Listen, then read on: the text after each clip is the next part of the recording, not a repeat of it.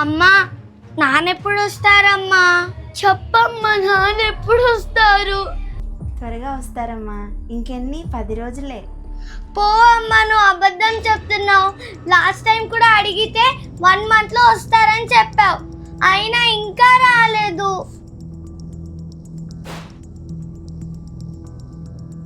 ఈ కాల్ తర్వాత మళ్ళీ చాలా రోజుల దాకా నేను కాల్ చేయలేను, అందుకే ఇప్పుడు చేస్తున్నాను.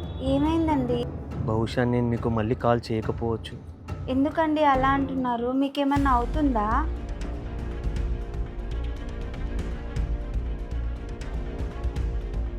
నిన్న సరిహద్దులో జరిగిన కాల్పులో 10 మంది జవాన్లు మరణించారు.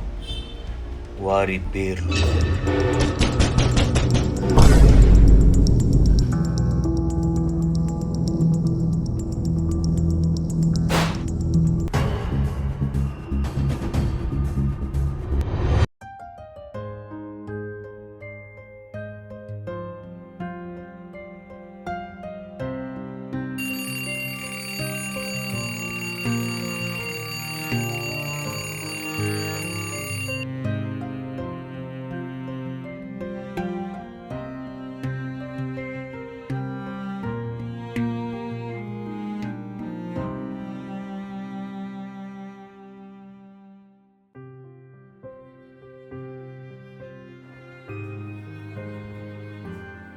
మాన్వి, భవిక, లేవండి, స్కూల్కి టైం అవుతుంది.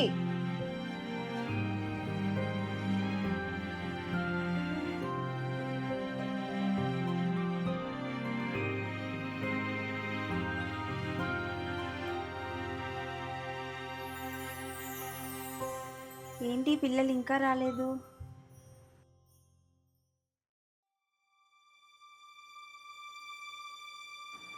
అబ్బా, ఈ పిల్లలు ఇంకా లేవలేదా? ఏ మాన్వి, భవిక, లేవండి, స్కూల్కి టైం అవుతుంది.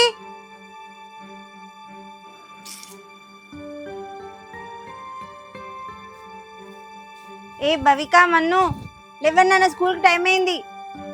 లేకండి, లేచి ఫ్రెష్ అప్ అవ్వండి.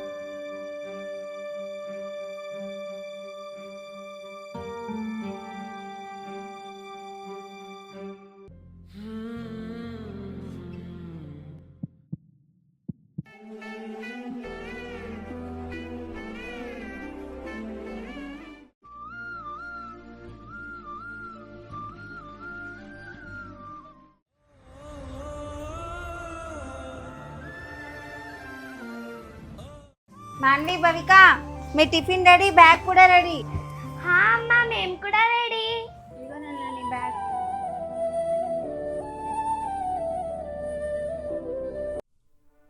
త్వరగా వెళ్ళండి, స్కూల్కి టైం అవుతుంది. సరే, బాయ్ అమ్మా. బాయ్ నాన్న.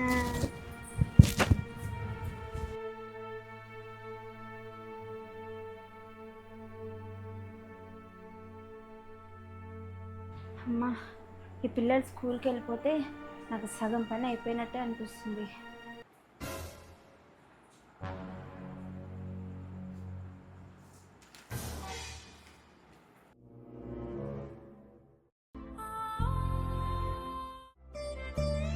ఏమండి, మీరు బాగానే ఉన్నారు కదా?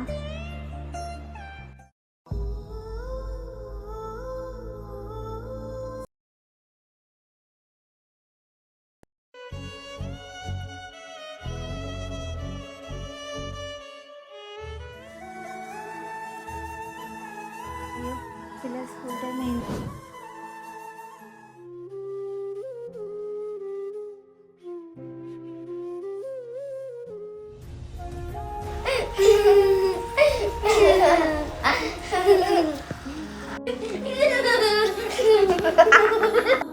ఏయ్, ఏంటి మీ అల్లరి? స్కూల్ నుంచి రాగానే బ్యాగులు ఎక్కడ పడితే అక్కడ పెట్టొద్దని చెప్పానా? వెళ్ళండి, వెళ్ళి రూమ్లో పెట్టండి మీ బ్యాగులు.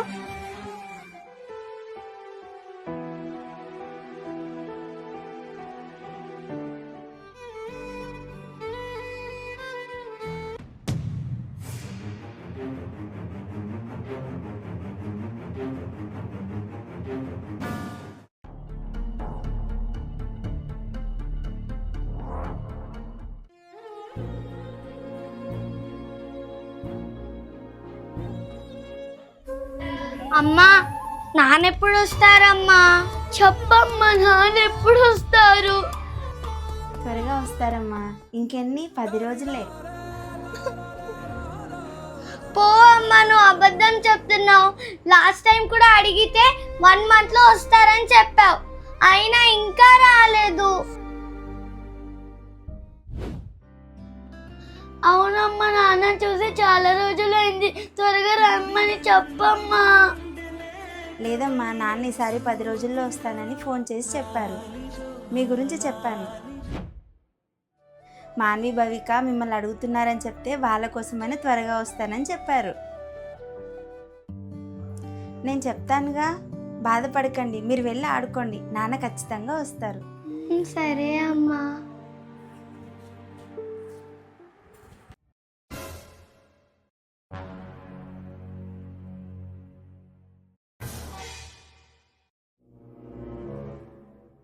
ఈ ఫోటో చూసే వాళ్ళ నాన్న గుర్తొచ్చినట్టున్నారు.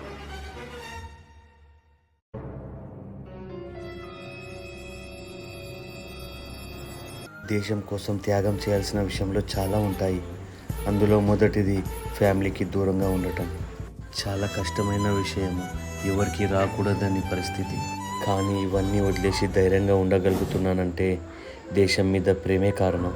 ఎందుకంటే నా భార్య, నా బిడ్డలే నా కుటుంబం కాదు, ఈ దేశంలో ఉన్న మొత్తం నా కుటుంబమే. కాబట్టి నా దేశం కోసం ఏదో ఒకటి చేయాలని నా ఆశ. అందుకే నా ఫ్యామిలీతో దూరంగా ఉండుతున్నాను. జవాన్, ఆ గన్తో ప్రాక్టీస్ చేయి.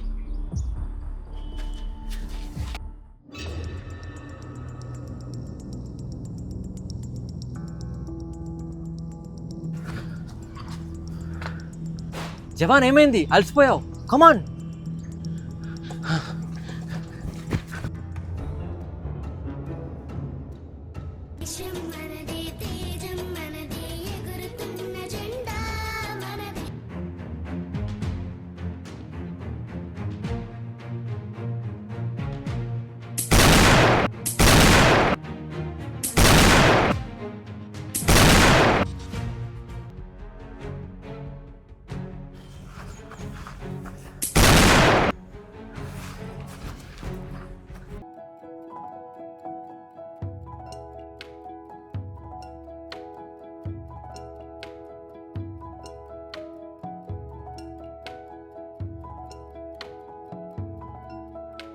అమ్మా,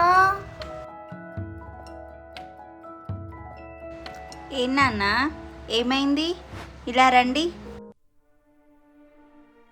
ఏం నాన్న, ఏమైంది? నిద్ర పట్టట్లేదా? లేదమ్మా, ఎందుకో నాకు ఇంకా చెల్లికి భయం వేసింది, అందుకే ఇక్కడికి వచ్చాం. ఎందుకు నాన్న భయం? నేనున్నాగా. అమ్మా, చెప్పమ్మా. నాన్న ఇంకో 10 రోజుల్లో వస్తాడా? వస్తాడమ్మా, తప్పకుండా వస్తాడు. ఏమాన్వి, నాన్న బాగా గుర్తుకొస్తున్నాడా? అవునమ్మా, నాన్న అంతకుముందు నెలకు ఒక్కసారైనా కాల్ చేసేవాడు, ఇప్పుడు అది కూడా లేదు. మళ్ళీ చేస్తాడా అమ్మా? డాడీ దగ్గర ఫోన్ లేదా అమ్మా? ఉంది నాన్న. మరి ఎందుకు చేయట్లేదు మనకి? డాడీ మన కోసం, దేశంలో ఉన్న వాళ్ళందరి కోసం కష్టపడి కాపలా కాస్తున్నాడు కదమ్మా. అందుకనే డాడీ కుదరట్లేదు. పని అయిపోయాక ఖచ్చితంగా కాల్ చేస్తాడు, సరేనా?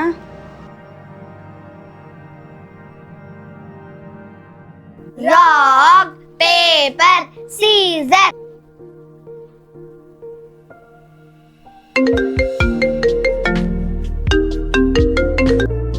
హలో, ఎవరు?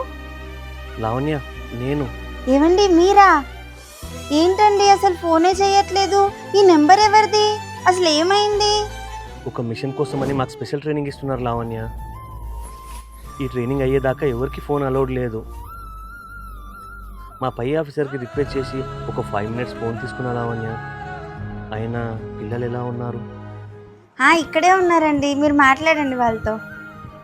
మాన్వి భవిక, నాన్న ఫోన్. నేను మాట్లాడతా. అరే, ఎవరో ఒకరు మాట్లాడండి, మళ్ళీ ఫోన్ కట్ అయిపోతుంది. సర్లే చెల్లి, నువ్వే మాట్లాడు, నేను తర్వాత మాట్లాడతా. హలో నాన్న, ఎలా ఉన్నావు? నేను బాగున్నాను రా, మీరెలా ఉన్నారు? బానే ఉన్నా డాడీ. నువ్వెప్పుడు ఇంటికి వస్తావు? మమ్మీ, నువ్వు ఫోన్ చేయట్లేదు ఎందుకని అడిగితే నీకు వర్క్ ఎక్కువగా ఉందని చేయట్లేదు అంటుంది. నిజమేనా డాడీ? అవును నాన్న. ఇక చాలే ఇవ్వు. హలో డాడీ, ఎలా ఉన్నావు? నేను బాగానే ఉన్నా మాన్వి, నువ్వు ఎలా ఉన్నావు? నేను బాగానే ఉన్నా డాడీ. నువ్వు ఇంటికి ఎప్పుడు వస్తావు? త్వరలోనే వస్తానమ్మా. త్వరగా రా డాడీ, మేమందరం నిన్ను చాలా మిస్ అవుతున్నాం తెలుసా? త్వరలోనే వస్తానమ్మా. ఆ డాడీ, నువ్వు ఈసారి వచ్చేటప్పుడు ఇంకా ఎక్కువ రోజులు ఉండాలి, మాతో ఎక్కువ టైం స్పెండ్ చేయాలి, సరేనా? సరేనమ్మా. ఆగు నాన్న, నువ్వు ఈసారి వచ్చేటప్పుడు నా కోసం చాక్లెట్స్, బొమ్మలు ఇంకా కొత్త డ్రెస్ కూడా తీసుకొని రావాలి. సరే అమ్మా, తప్పకుండా తీసుకొస్తాను. డాడీ నాకు కూడా తీసుకురా. నీకు తేకుండా వస్తానమ్మా. ఒకసారి ఫోన్ అమ్మకి ఇవ్వండి అన్న. సరే నాన్న. చెప్పండి. ఇంతకీ నువ్వు ఎలా ఉన్నావు లావణ్య? నేను బాగానే ఉన్నానండి, కానీ పిల్లలే మిమ్మల్ని అడిగి అడిగి బాధపడుతున్నారు. మీకు మళ్ళీ సెలవు ఎప్పుడండి? ఇప్పట్లో ఉండవు లావణ్య, ఈ ట్రైనింగ్ అయ్యాక ఇంకొన్ని మిషన్స్ ఉన్నాయి. ఎప్పుడు వచ్చేది నేను మళ్ళీ చెప్తా, సరేనా? ఏమండి, అక్కడ మీకేం ప్రాబ్లం లేదు కదా? ఏం లేదు, అంతా బాగానే ఉంది. సరే అండి. నువ్వేం కంగారు పడకు. లావణ్య, రేపు నేను మళ్ళీ కాల్ చేస్తాను. జాగ్రత్తగా ఉంటాను, మా ఆఫీసర్స్ వచ్చేస్తున్నారు, సరేనా? సరే అండి. సరే లావణ్య, బాయ్.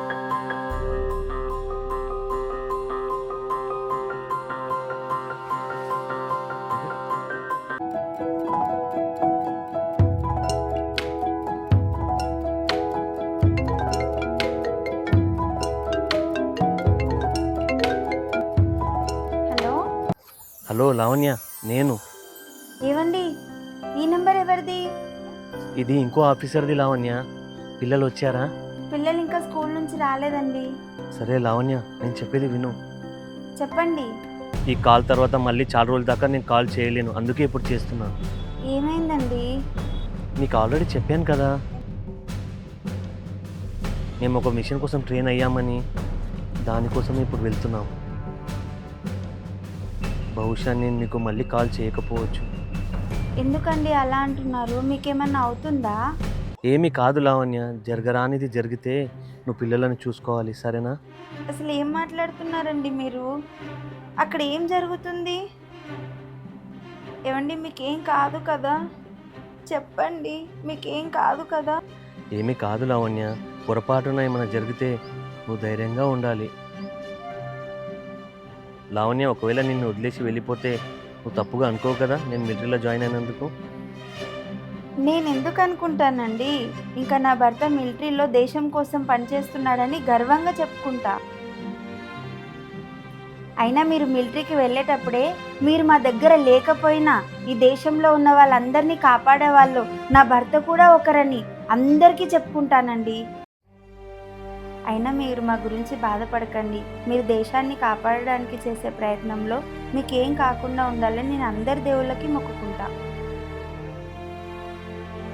మీరు ధైర్యంగా ఉండండి, మీకేం కాదు. మనం చేసే పని మంచిదైతే ఆ దేవుడితో పాటు ఈ దేశ ప్రజలు కూడా మీకు అండగా ఉంటారు. నీలాంటి ధైర్యం చెప్పే భార్య ఉంటే ఇక్కడ ఏ సోల్జర్ యుద్ధానికి వెళ్ళడానికి బాధపడరు లావణ్య. నన్ను పూర్తిగా అర్థం చేసుకున్నందుకు థ్యాంక్స్ లావణ్య. ఇంకా నేను వెళ్తాను లావణ్య, టైం అయింది.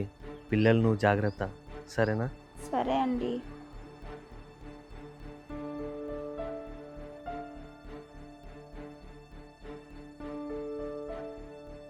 అమ్మా, అమ్మా, సైనికుడు అంటే ఎవరమ్మా? ఇప్పుడు దాని గురించి ఎందుకు నాన్న? చెప్పమ్మా, నాకు తెలియాలి. ఇప్పుడు ఎందుకు తెలుసుకోవాలనుకుంటున్నావు? మరి ఇంకొక 2 రోజుల్లో ఇండిపెండెన్స్ డే వస్తుంది కదా అమ్మా, అందుకని మా మిస్ అందరికీ ఒక టాపిక్ ఇచ్చి ఎస్సే రాసుకోరమ్మని చెప్పారు. నాకేమో సోల్జర్ గురించి ఎస్సే రాసుకోరమ్మన్నారు. నాకు సుభాష్ చంద్రబోస్ గురించి ఇచ్చారు. నువ్వు ఉండు భవిక, మా క్లాస్లో అందరూ మీ నాన్న ఎలాగో సోల్జరే కదా నీకు ఈజీనే అని అంటున్నారు, కానీ కానీ నాకు సోల్జర్ గురించి ఏమీ తెలియదు. నువ్వే చెప్పమ్మా. సరే చెప్తా ఉండు. మన దేశాన్ని కాపాడే వ్యక్తుల్లో మొదటిగా గుర్తుకొచ్చేది ఈ సైనికుడే. వాళ్ళు రాత్రి పగలు తేడా లేకుండా నిరంతరం కష్టపడి దేశ సరిహద్దుల్లో కాపలా కాస్తుంటారు. వాళ్ళు తిన్నా తినకపోయినా, నిద్రపోయినా పోకపోయినా దేశంలో ఉన్న వాళ్ళందరూ ప్రశాంతంగా నిద్రపోవడానికి వీళ్ళే కారణమమ్మా. -డిగ్రీ టెంపరేచర్లో ఎముకలు కొరికే చలిని సైతం లెక్క చేయకుండా దేశ భద్రత కోసం కష్టపడుతూ ఉంటారు. నా అనుకునే వాళ్ళకు కూడా దూరంగా ఉండి ఎంతో బాధను అనుభవిస్తూ పనిచేస్తూ ఉంటారు వాళ్ళు. వాళ్ళ గురించి ఎంత చెప్పినా తక్కువే మాంది. వాళ్ళు కేవలం జీతం కోసం పనిచేసేవాళ్ళు కాదమ్మా, దేశం కోసం పనిచేసేవాళ్ళు. సైనికుడు అంత గొప్పవాడా అమ్మా? అవునమ్మా, చాలా గొప్పవాళ్ళు. అయితే నాన్న కూడా గొప్పవాడే కదమ్మా? అవునమ్మా. అయితే నాన్న గురించి గొప్పగా రాసి ఆగస్ట్ 15 రోజు ఫస్ట్ ప్రైజ్ తెచ్చుకుంటానమ్మా.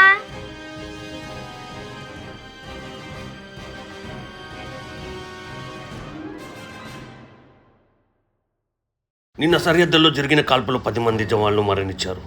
అందులో 2 తెలుగు జవాన్లు కూడా ఉన్నారు. వాళ్ళ వివరాలు ఏంటో కాసేపులో.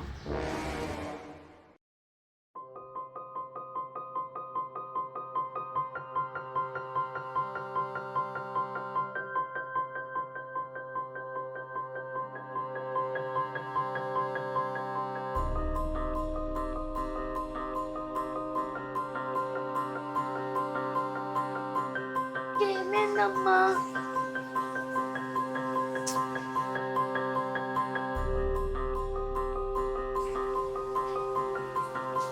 ఏమైంది? ఒక్కరు కూడా ఫోన్ తీయట్లేదు.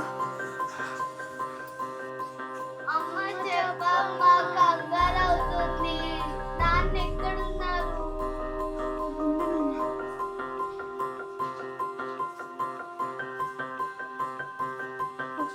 ఒక్కరు కూడా ఫోన్ ఎత్తట్లేదు.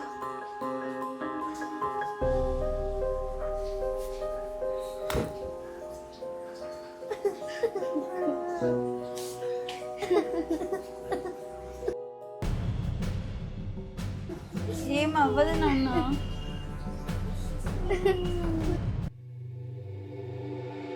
ఉగ్రవాది కాల్పులో శతకృతులైన సైనికుల వివరాలు కేంద్రం విడుదల చేసింది. మొదటిగా వారి పేర్లు.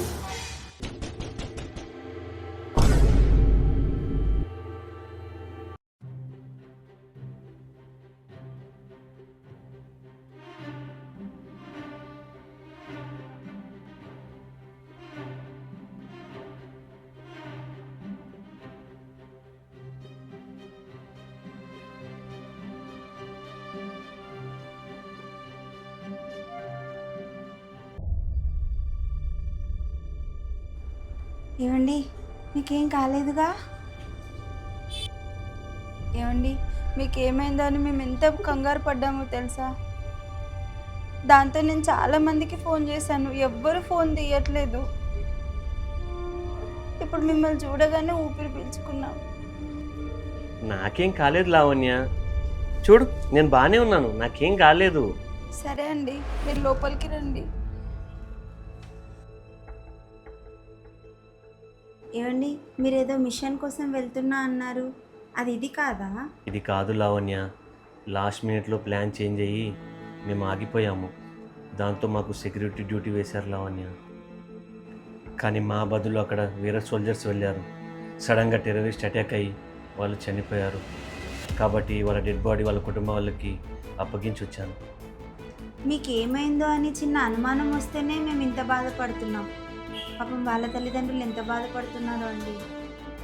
అవును లావణ్య, వాళ్ళని చూసి నేను తట్టుకోలేకపోయాను. కానీ వాళ్ళ నాన్న ఏడుస్తూ నా కొడుకు దేశం కోసం చనిపోయాడంటూ గర్వపడ్డాడు తెలుసా? అవునండి, దేశం కోసం మరణించిన ప్రతి సైనికుడి తల్లిదండ్రులు ఇలాగే గర్వపడతారు. ఎందుకంటే మీరు తప్ప ఈ దేశంలో ఎవరు తమ ప్రాణాలు ముందే పోతాయని తెలిసి ఈ పనిలో చేరరు, ఒక్క సోల్జర్ తప్ప. మరి అలాంటి వాళ్ళకి కాకుండా ఇంకెవరికి ఉంటుందండి గర్వం? అవును లావణ్య, అందుకే I'm proud to be a soldier. జై హింద్. ఫ్రెండ్స్, వీడియో నచ్చితే ఇండియన్ ఆర్మీ అని కామెంట్ చేయండి అండ్ ప్లీజ్ సబ్స్క్రైబ్.